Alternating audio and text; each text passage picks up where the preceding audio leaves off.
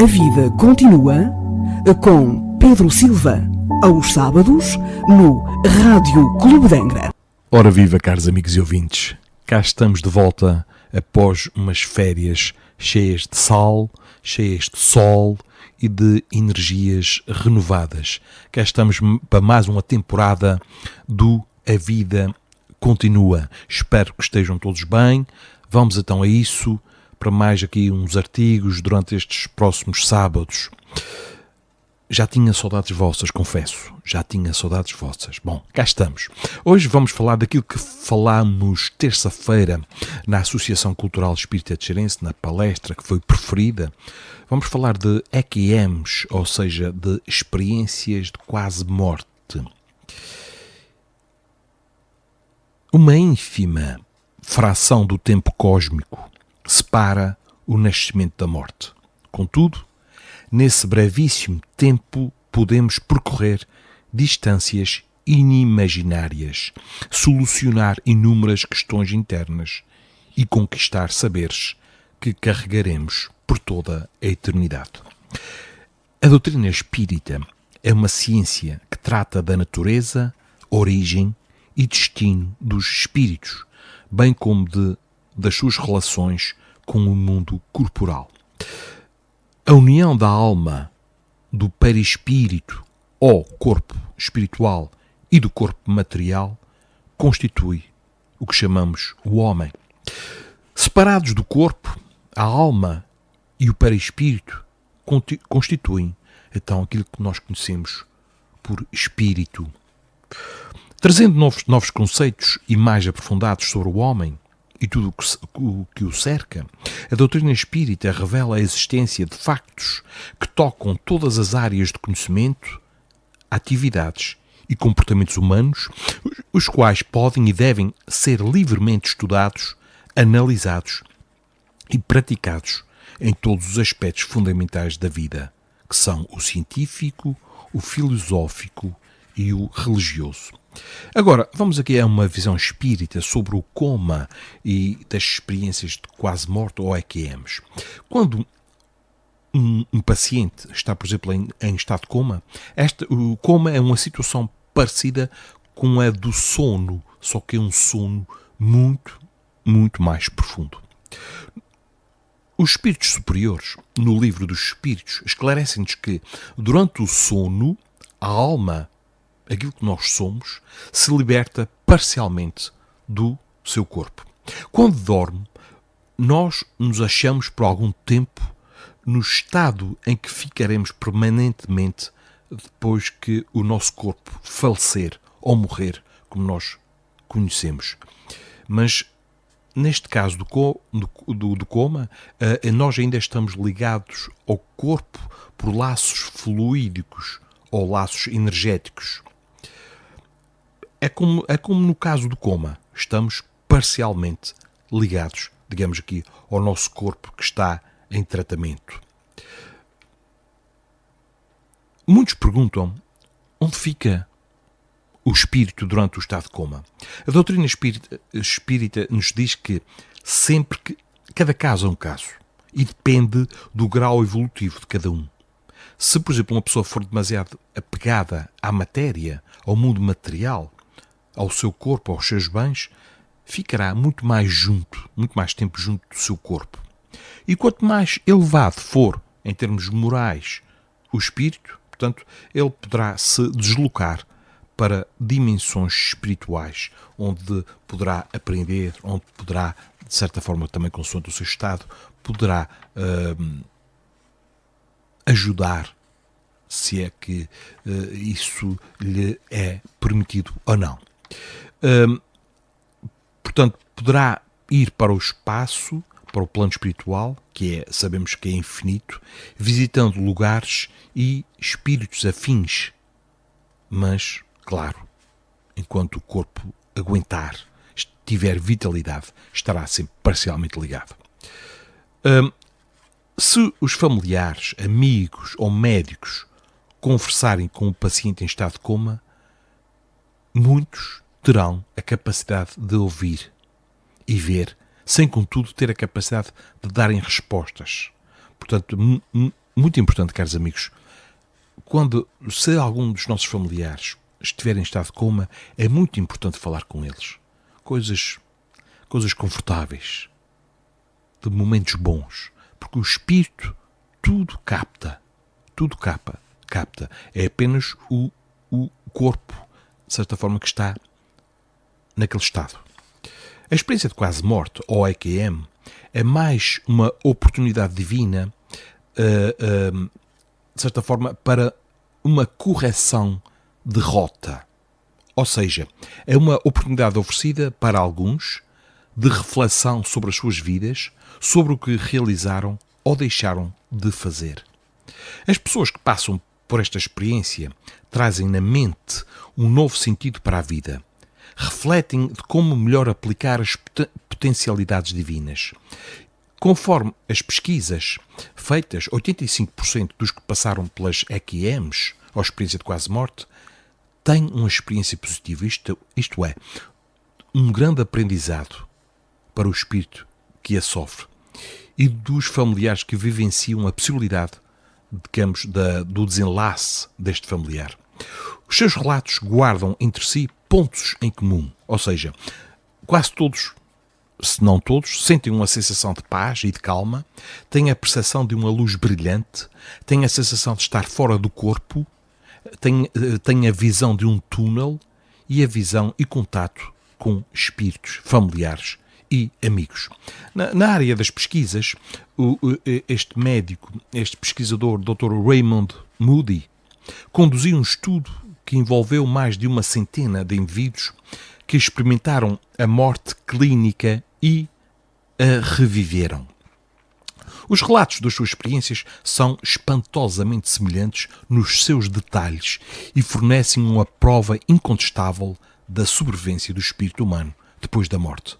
No livro que ele escreveu, Vida Depois da Vida, portanto lançado nos Estados Unidos em 1975, que já ultrapassou a casa dos 13 milhões de exemplares vendidos, as pesquisas de Raymond Moody se complementam em considerações que se aprofundam num fascinante estudo que amplia os horizontes da humanidade. O seu trabalho pioneiro foi marcante. Hoje, inúmeras faculdades de medicina norte-americanas promovem cursos sobre os aspectos espirituais da morte. Vejam só, no Evangelho segundo o Espiritismo, no seu capítulo 1, que diz eu não vim a destruir a lei, já emprega estes dois temas, que é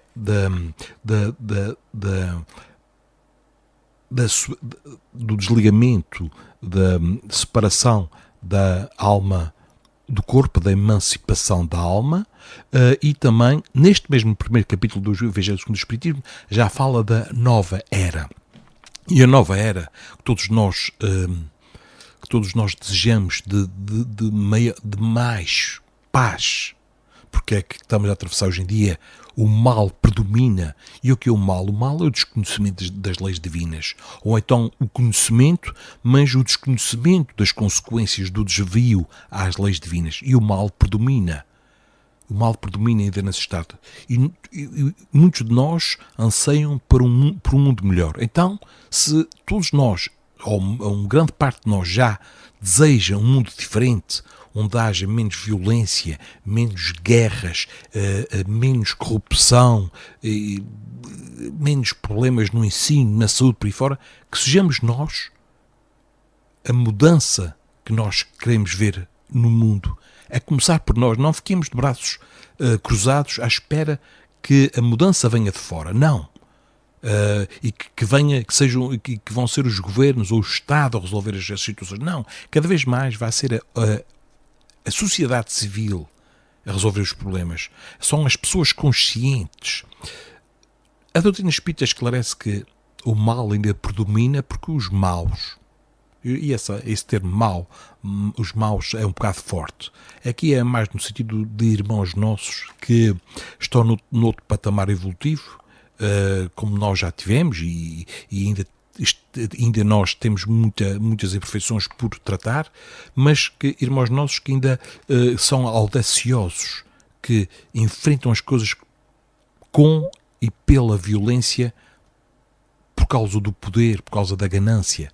Por isso o mal ainda impera. Mas quando os bons que são tímidos, ainda têm medo, quando os bons o quiserem, preponderarão. E não irão dominar pela força, não. O amor não domina pela força. Domina pelo esclarecimento, pela paz, pela convicção, mas também pela firmeza. O amor é firme. É bom, mas é firme. E aqui nos bons, eu, por exemplo, não me estou a incluir aqui na classe dos bons, mas eu incluiria aqui na classe dos bons aqueles que já estão conscientes, já têm consciência de que algo deve ser mudado. Logo, se já temos consciência que algo já deve ser mudado, estamos à espera de quê? Se a mudança começa em nós próprios, podemos já começar a fazer alterações de hábitos nossos que já não nos levam a lado nenhum. Se eu dormia 10 horas, por que não dormir menos um pouco e aproveitar 2 horas para trabalhar, para estudar, para fazer algo no campo do voluntariado, por exemplo? Para que tanto tempo em frente a um televisor, quando eu fico distraído da vida real? Por que não desligar o televisor e ler um livro, por exemplo? Tantas pessoas hoje em dia estão a ficar com falta de memória, e isso não deve-se ao aumento de demências. Isso deve-se à falta de estudo, à falta de leitura. E não estou a falar de leitura nos tablets, que também pode ser, mas de leitura de um livro físico, um suporte físico, um livro com folhas de papel, que não emite aquela luz que os tablets emitem e que muitas vezes, se é de noite, nos tiram o sono, porque vão interferir com a melatonina por aí fora. Ler um livro, conversar mais em família. Porque no livro dos Espíritos, os próprios Espíritos superiores dizem que nós não precisamos fazer grandes coisas. Ele diz que nós podemos fazer isso através de pequenos esforços. Pequenos esforços. Por exemplo, o tal de dormir menos 1 hora, se eu durmo demais. Ver menos 1 hora de televisão. Jogar menos. Ir menos às redes sociais. Ir menos à internet. E dedicar mais à família, se eu tiver família. Ou dedicar mais a uma coisa útil. A um trabalho. Uma ajuda. Escutar alguém. Nós podemos fazer tantas coisas. Eles dizem que podemos alterar a nossa vida com pequenos esforços, mas eles dizem o que vos falta é a vontade. E nós continuamos de braços cruzados a ver as coisas a acontecerem. E ficamos de braços cruzados a criticar. Ora, meus amigos, quem critica e nada faz para modificar o que está à sua volta, não tem autoridade moral para criticar o que quer que seja. Eu posso criticar, mas quanto mais fizermos algo para melhorar o que nos rodeia, menos críticas faremos, porque estaremos ocupados a fazer algo de útil. Quem muito critica, pouco trabalha, pouco faz. Quem julga muito, é melhor repensar essa sua atitude. Há tanta coisa a fazer no mundo, no campo da ecologia, gastar um bocadinho menos de água. Não é preciso estar no duche 5 minutos e a água a correr, a lavar os dentes com a torneira a correr água. Como se aquela água que está a correr nos estivesse a lavar os pés ou as mãos, ou coisa assim. Estamos a gastar água. Não precisa gastar tanto papel. Não precisa gastar tanta luz. Este planeta, o que está a acontecer neste planeta não é por culpa dos grandes países. Nós aqui na Ilha Terceira contribuímos para o ecossistema de forma negativa ou positiva. Não estaremos a consumir demasiadas coisas só aqui neste pequeno torrão de terra no meio do Atlântico. Deve começar em nós, porque todos nós seremos afetados pelos desequilíbrios do ambiente. É a natureza, caros amigos, a natureza responde. O lixo que vai para o mar volta para a terra. Tudo o que nós estamos a fazer à natureza vai ter uma resposta positiva ou negativa consoante o que estamos a fornecer à natureza. Então, em consciência, vamos respeitar mais as pessoas, a começar por nós próprios, vamos nos respeitar mais. Fazer um pouco de exercício físico, se podemos fazer um exercício físico. Se nós não pudermos fazer um exercício físico, vamos fazer um exercício cerebral. Porque o cérebro, existe a neuroplasticidade. Quanto mais nos ocuparmos com algo de útil, mesmo com a poderosa ferramenta da oração, o cérebro vai-se alterando para melhor. Quanto mais lermos, mais nos recordamos das coisas. Quanto menos lermos, mais esquecidos nos vamos tornando. É tudo uma questão pessoal. E há tanto a fazer, a começar no nosso próprio lar, em tantas famílias desestruturadas. Se o marido ou a mulher não querem saber, ou os filhos, podemos sempre orar por eles. E a oração vai ter sempre resultados. Podem crer. Se não for, o problema é que nós queremos tudo de forma imediata, rapidamente. Não pode ser. Temos que alimentar, construir a virtude da paciência. A única pessoa que eu posso alterar no mundo sou eu mesmo. Eu não posso alterar ninguém. Posso contribuir, ajudar na alteração se a outra pessoa quiser. Agora, se a outra pessoa me afeta com os seus comportamentos, a única coisa que eu posso fazer é alterar a minha forma de ver os comportamentos do outro. Se eu estiver sintonizado na mesma frequência do outro, eu vou sofrer.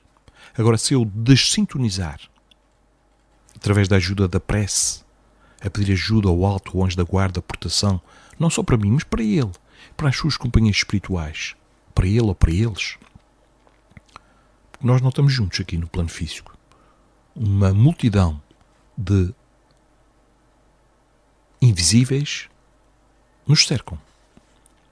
E somos nós que escolhemos essas companhias, com a nossa forma de pensar, de agir, de atuar. Os nossos pensamentos mais íntimos são vistos pela espiritualidade. Não vale a pena enganar. Só nos enganamos a nós próprios. Quando pensamos que enganamos alguém, estamos muito enganados. Porque a desilusão será nossa. Não existe o crime perfeito. Muitos julgam que não fui apanhado. A lei de causa e efeito, que dá para os dois lados, que dá para o bem, que dá para o mal, conforme a nossa sementeira, não falha nunca. Ou seja, para que continuarmos a teimar nas mesmas atitudes, nos mesmos erros, cometemos os mesmos erros, esperando resultados diferentes? Isso não funciona. Jesus disse, vai e não voltes a pecar. Ou seja, vai e não voltes a cometer o mesmo erro que te levou a essa situação. Vais cometer novos erros, que é assim mesmo. Nós somos seres imperfeitos, mas somos todos perfectíveis. Estamos a caminho todos da perfeição, que será sempre relativa, porque a perfeição absoluta é da inteligência suprema, da causa primária de tudo, que é Deus. Deus é que possui a perfeição absoluta. E todos nós caminhamos para essa perfeição absoluta, nunca a atingindo, porque somos imortais e o conhecimento é infinito, nunca se esgota. Portanto, nós somos os construtores do nosso próprio destino e podemos alterá-lo quando quisermos. Basta crer, basta a vontade posta em prática, mas não fiquemos só pelas intenções. Façamos algo. Vamos decidir e vamos avançar. Na dúvida, se essa minha decisão se me vai prejudicar alguém, é melhor repensá-la. O melhor é que beneficie a todos. Isso é que é bom. Se nós todos os dias, a cada dia que passa, conseguirmos fazer pelo menos uma pessoa feliz, dar-lhe um sorriso, contar-lhe uma piada, ouvir alguém, todos os dias, isso faria, e se nós quisermos, fará toda a diferença. Caros amigos e ouvintes, neste primeiro sábado após férias, Já estava a ficar bastante embalado. Vou ficar por aqui.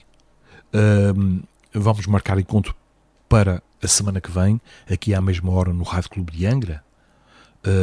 A Voz da Terceira, que vai para todo o mundo, através da internet, através da sua aplicação. Deixo aqui a todos os ouvintes e seguidores da Vida Continua um grande abraço, muita força, esperança. O mundo não vai acabar, não. Um dia acabará uma era, e começará uma nova era. Agora o mundo não vai acabar. Perguntem à comunidade científica, provavelmente este planeta ainda durará mais uns 4,5 bilhões de anos. Acabará assim uma era, aos poucos, nos modificando a nós próprios. Bom, caros amigos, está dito. Até ao próximo sábado. Fiquem aqui com um grande abraço do Pedro Silva. A vida continua com Pedro Silva, aos sábados, no Rádio Clube de Angra.